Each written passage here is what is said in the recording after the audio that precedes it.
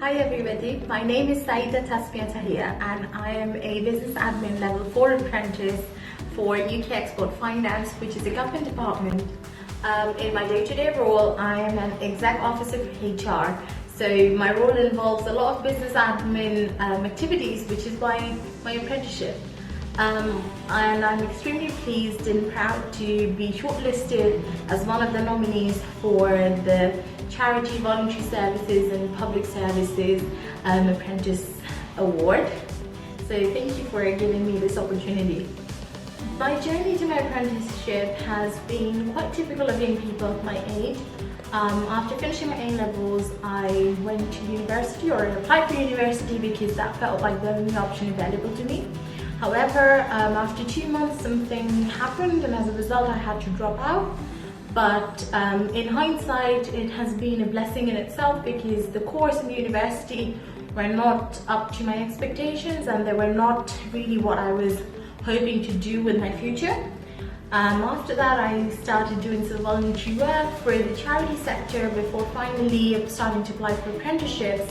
And in the end, I ended up applying for and securing places in 3 government departments, so BAME, Treasury and UK Export Finance, but in the end I chose UK because of the development opportunities available as part of the role, and also as part of the role being quite aligned with what I want to do in my future. For me, the most important thing that has supported me throughout my apprenticeship so far, and I'm 1 year into my apprenticeship at the moment, has been my manager. So my manager has been my rock. He has been my biggest supporter in the organization, but also he's been a really proactive part of my learning. He takes an active interest in the way that I work and is not afraid to ask me to do things that sometimes I feel go beyond my abilities, but he's able to see my skills and he's able to identify that I'm able to do them. And he's always there to help me stretch beyond what I think is possible and really encourage me to take the leap and to really improve myself and really reach for heights. So having someone like that in my life is really something that I feel very blessed about. Also having the learning and development team at work who have been really supportive and who are able to identify things that I need support with and really provide me with courses and things that really help me develop, has been an incredible opportunity for me to have. And also being part of the Young Apprenticeship Ambassadors Network, or YAN, has been an eye-opening experience working with apprentices across the board, meeting apprentices at different levels, at different organizations, and really learning from them and understanding from their experiences has really made me feel that I've grown as a person and I've grown in my understanding of apprenticeships. In terms of challenges, I think the thing that I found challenging in the last few months, which is not unique to me, I think it's quite a shared experience across the board with COVID and with lockdown. Of course, our industries have all moved at a very fast pace to try and adjust with the new normal, adjust with the changes to society and so forth, and being able to support that. I think being able to address that with apprenticeship work and increased workload has sometimes been a challenge, but again I've been very fortunate to have my